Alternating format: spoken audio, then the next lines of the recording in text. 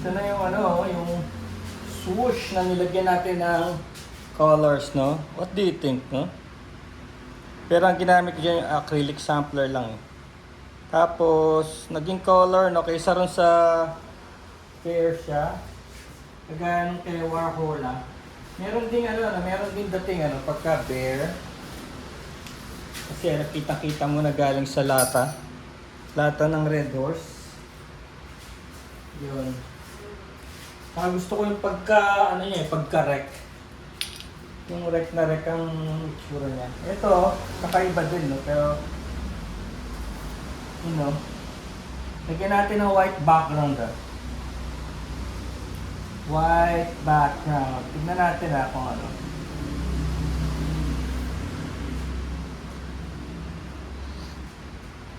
This is like enamel. Enamel. Tawag dito, water-based paint. Kaya hindi siya mabaho. Yan. Alam niyo kung gusto niyo pumasok sa art, kumuha lang kayo ng brush, tapos start stroking na yun.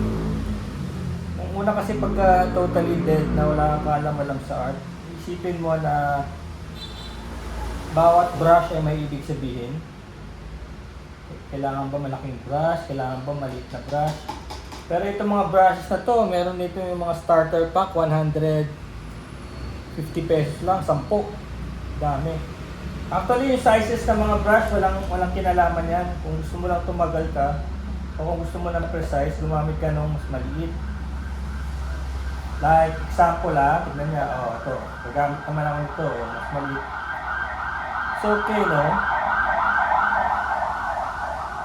Pero alam niyo, tinatawag nila kung ano yung naitutulong ng art sa isang tao. Sabi nila, magkakapera daw. Nakakabenta raw ng milyon. Hindi yun Darating na lang yun kung talagang para sa'yo, no? Kung talagang magkakaroon ka ng malaking pera. Pero ang una nito is para sa mental health mo. Nakaka-relax. Kakakaiba siya. Parang pinipilit ka niyang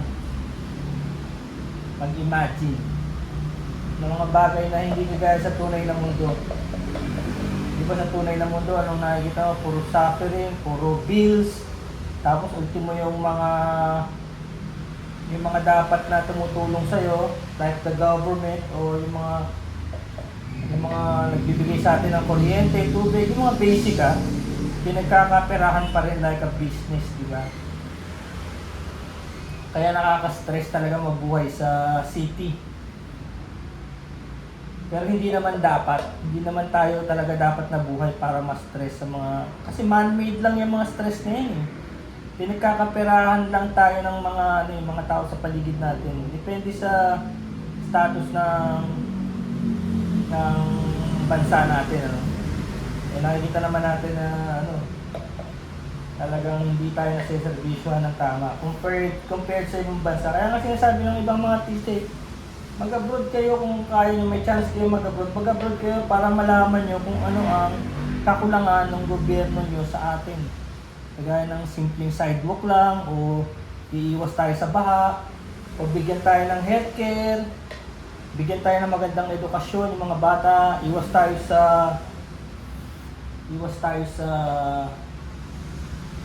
sa manloloko, sa mga scammer, at saka sa mga tawag dito yung terrorism ba o violence. Iwas tayo sa violence. Kahit sa pang-araw-araw lang ba, sa media, sa TV, huwag natin gawing violent yung susunod na henerasyon. Hindi yung puro patayan na lang ng patayan, balitan, sabihin normal na. Dito sa karamihan ng mga artist na nakausap ko, gumagawa sila ng ganito para matagalan mo o makayanan mo yung mga stress sa buhay. Kasi minsan parang gusto na lang natin magtago Gusto na lang natin mamundok. Umiwalay na. Pero alam niyo, magandang idea rin Kaya tayo na-stress dahil sa internet ba? Sa sobrang data information, Alam mo, totoo lang, halimbawa may nakita kang mga lilindol, bagyo. Dati ang inaatupag lang natin yung nasa bansa natin eh. Pati yung mga nangyayari sa ibang bansa na update tayo kaya tayo na-stress lalo. Madaming namatay sa ganyan. Sa Turkey, sa Iran, alam na natin dahil nasa social media na. Kung sino-sinong taong na-inform tayo, kung sinong namatay, nagkasakit. Kaya isip nila yung mawala na lang daw, mamundok. Sa bundok, naiwa. Hindi ka maluloko ng scammer dahil walang network. Wala nga naman, hindi ka maabutan ng internet. Pero syempre boring yun, lalo na sa mga tao kagaya natin na nabuhay na sa siyudad, sa city. Harapin na lang natin yung mga bills. Judith, mga Judith. Pero at least ito, pag naggaganito ka, nakakayanan mo kasi nag-i-slow down ka, nag-iisip ka habang gumagawa ka nito. Tsaka may hope, alam mo yun, may hope. Parang nangangarap ka na may pag-asa. Baka sakali, no? Baka sakaling makachamba ako, may magkagusto ng ginagawa ko.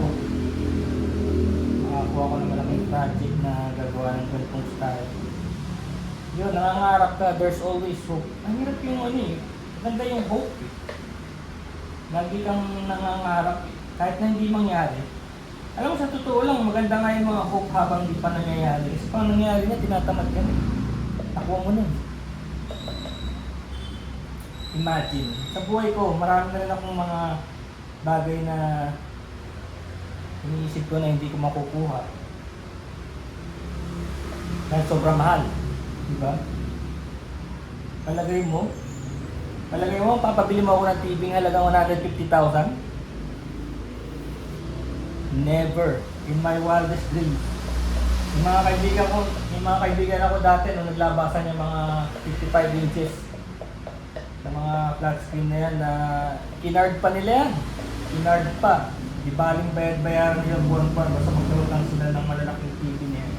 Hindi pinangarap yan pero dumating yan sa akin, libre lang. Sample yan, yan. TV na yan. Pakita ko siya. Yan, TV na yan. Oh. Hindi ko binili yan. Dumating na lang yan dito. Hindi ko na ikikwento kung paano, pero nakarating na lang yan dito nang wala akong binabayad ni piso.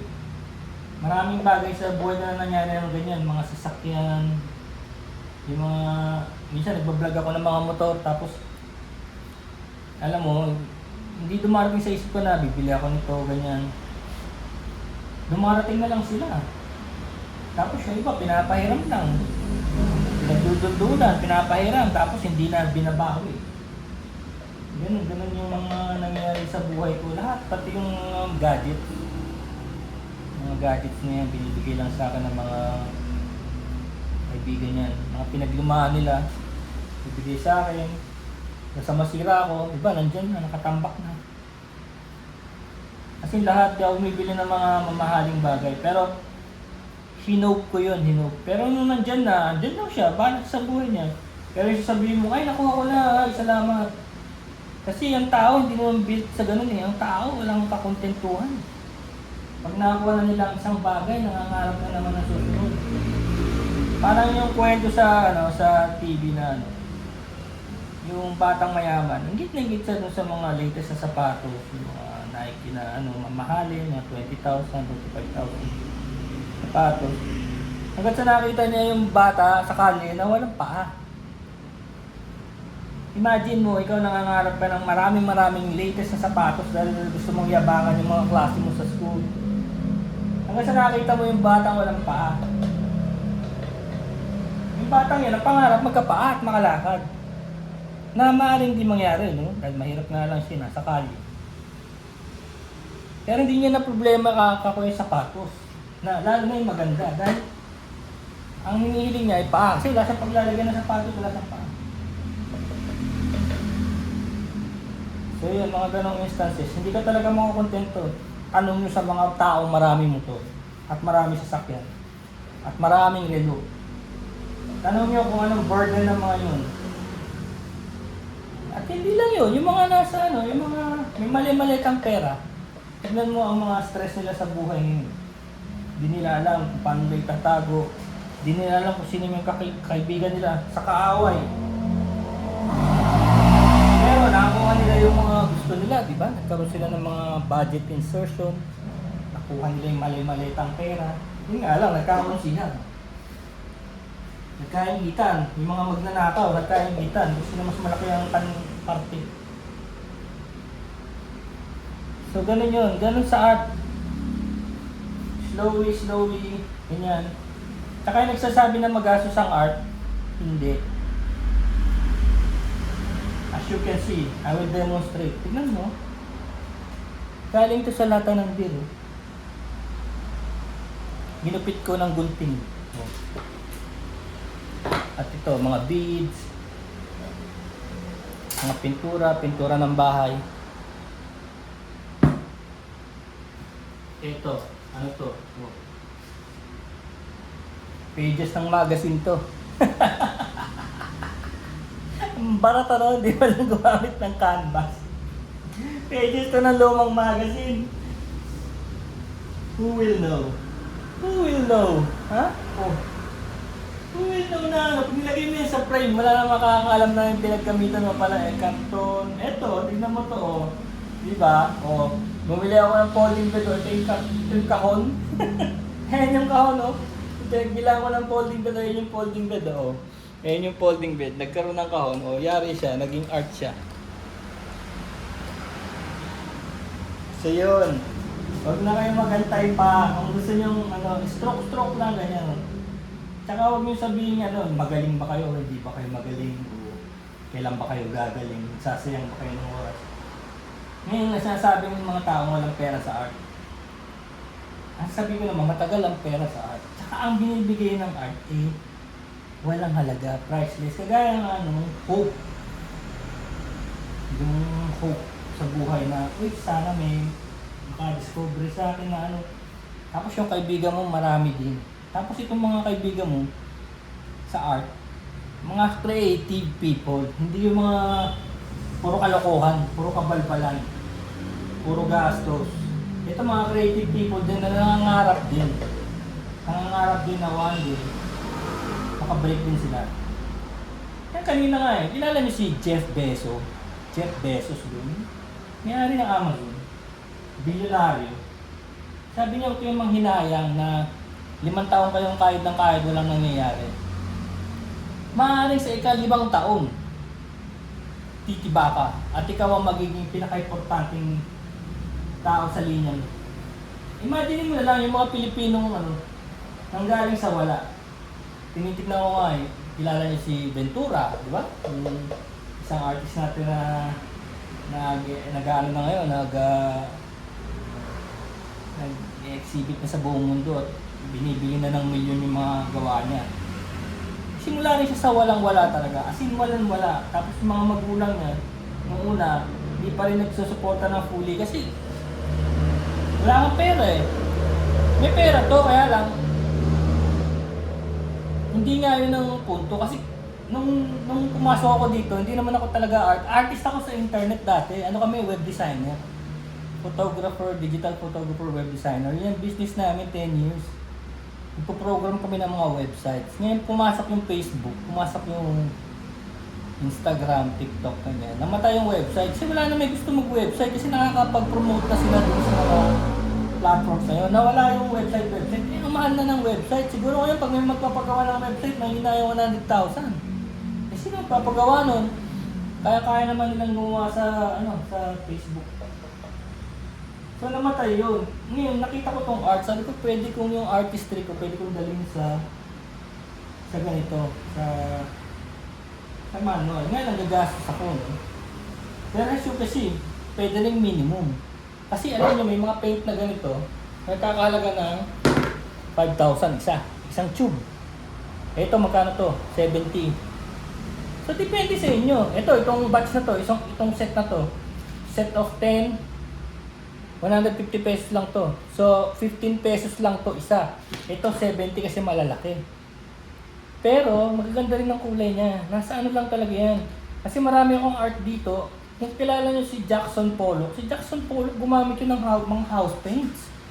Mababaho. Hindi nga pinapayagan na ngayon yun, dahil ang baho kasi ang tagal. Pero ako, hindi ko pa siya kilala, gumamit na ako ng mga gano'n, mga house paints, yung mga nabibili sa hardware. Lahat talaga ginagamit ko, pati mga printer ink, lahat. Meron pa kasi sa hindi naman sa Gambog, kaya Mandidiri meron sa mundo na sumikat din dati, nung unang panahon pa na gumagamit pa nga siya ng dugo niya, sa lahat ng kumukulay. Ganun, ngayon di naman ako na ganun kasi meron naman akong budget para sa mga ganun. Hindi naman ako ganun pero actually ginagawa ko pa rin 'yon. Minsan black wala akong black, kuha ko ng ng uling, durugin ko yung uling na yun, lalagay ko sa oil.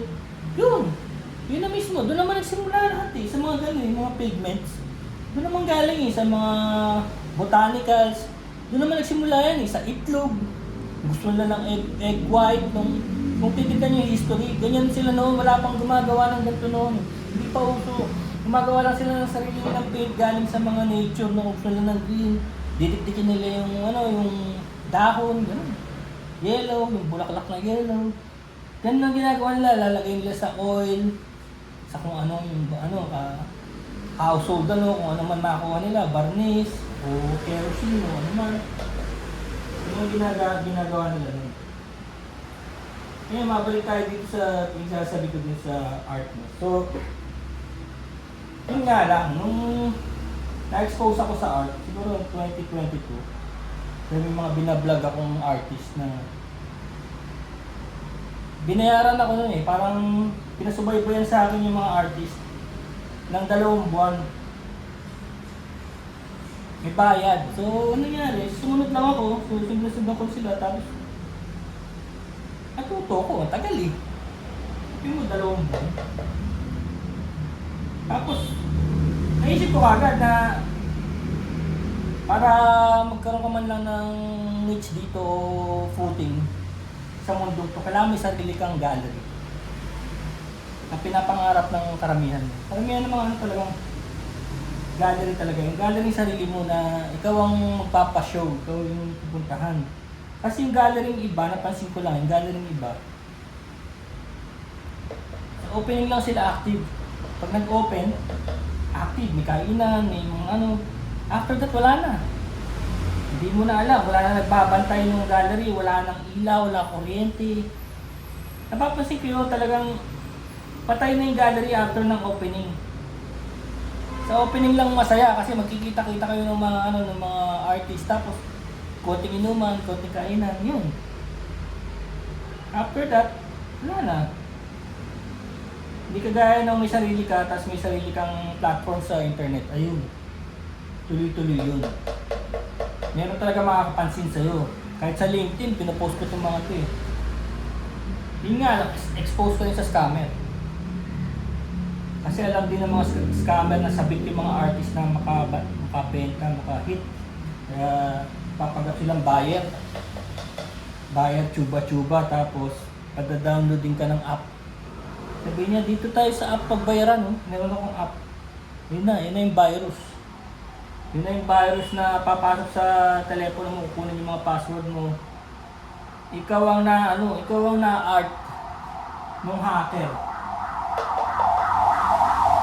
Yun, kaya kailangan, if it's too good to be true, kaya masyadong maniwala.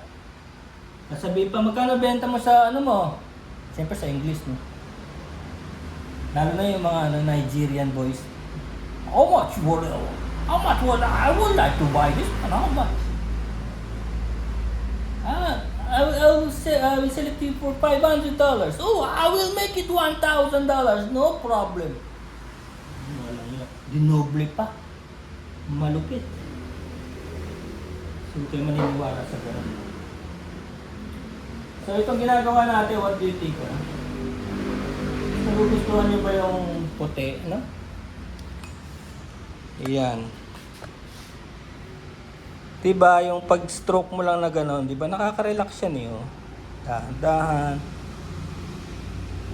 Tsaka wala kang ibang iniisip kung hindi, huwag mo ma-contaminate yung mga letters dahil may kulay na sila.